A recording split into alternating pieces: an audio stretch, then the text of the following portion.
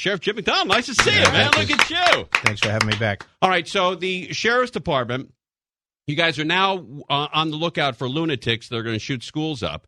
And I noticed that after the school was shot up in Florida and 17 innocent people lost their lives, that I'm not saying before that, but especially after that, nothing is taken as a joke anymore.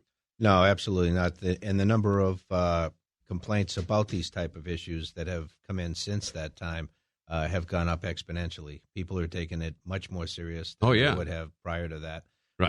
which is good because people need to take a stand. Students and others need to know what the expectations are, that there are certain things you can't joke about, and certainly this is one of them. But you remember not the old days, but maybe even 5, 6, 7 years ago, they would say, well, as long as it's not a threat to a specific school or a specific person, you can't do anything about it. Hopefully those days are over.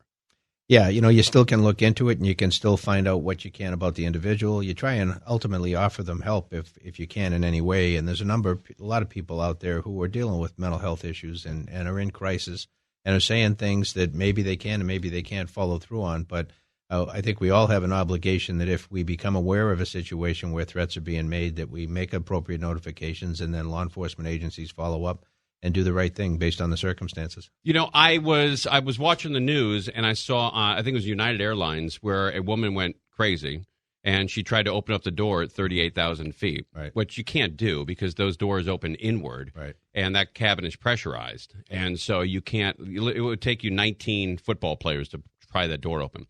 So she couldn't do it. But then she was wrestled to the ground and she kept yelling, "I am God, I am God." Right. And I thought for a second, well, maybe if I was on that plane, I would treat her a little nicer. Maybe she was, right?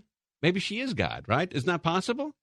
I mean, look, I might have a mental illness too, but what if that wasn't? Well, okay, let's say it's a long shot, Jim. I know you're looking at me like I'm crazy. You want the sheriff to come back, right? It's a long shot that she's God, right?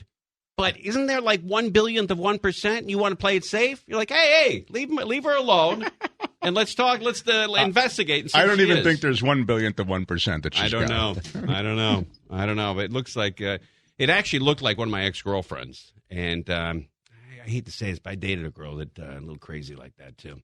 Thought that she was God.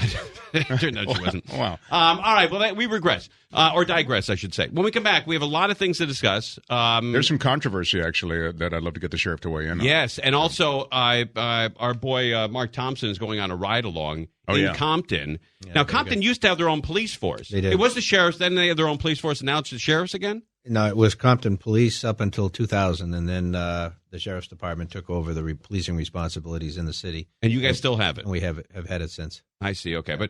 But you no longer are operating security or policing the trains. That's LAPD? No, we still have about a third of it. The policing for the city of Los Angeles is done by LAPD of the trains and buses within the city.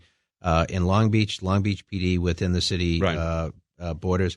And then we have the rest of the county. Man, I tell you, hats off to the deputies that have to work that train. They deal with a lot of mental illness. Yeah. I mean, there's some crazies on that train. I know you don't like to say you can't, but I can. Tim Conway Jr., weekdays at 6. KFI AM 640. More stimulating talk.